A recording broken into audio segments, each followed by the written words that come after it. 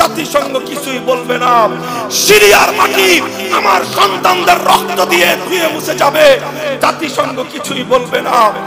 ওরা আমাদের প্রথম কিবলা মসজিদ আকসা দখল করে নেবে, জাতিসংঘ শুধুমাত্র কথার কথা বলবে, কাজের কাজ কিছুই করবে না।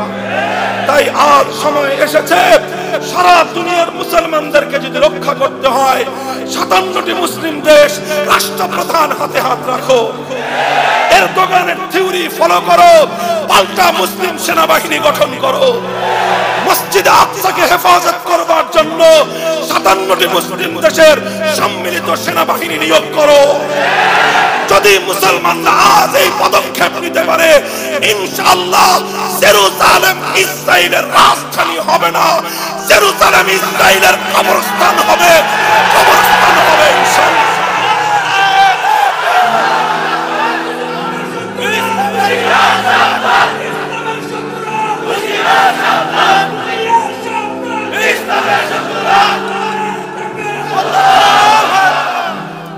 আলহামদুলিল্লাহ, বলতেছিলাম ইসলাম কোন দুর্বল মতবাদের নাম নয়, ধাক্কা দেবে পড়ে যাবে ইসলাম সেই আদর্শের নাম নয়, মুখ দিয়ে ফু দিবে নিভে যাবে ইসলাম সেই প্রদীপের নাম নয়।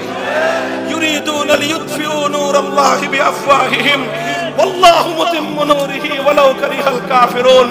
মুখের ফুৎকার দিয়ে আসো, দেখতে দেখে যাও, ডোনাল্ড ট্রাম্প, শারনরা, জঙ্গিবাদী ক্রুসেডাররা, তোমরা মুখের ফুৎকার দিয়ে দেখো, আল্লাহর এই দ্বীনের প্রদীপ নিভবে না, বরং ফুৎকার দিয়ে যারা নিভিয়ে দিতে চাইবে, দ্বীনের প্রদীপের আগুনে ওরা জ্বলে পুড়ে ছারখার হয়ে যাবে।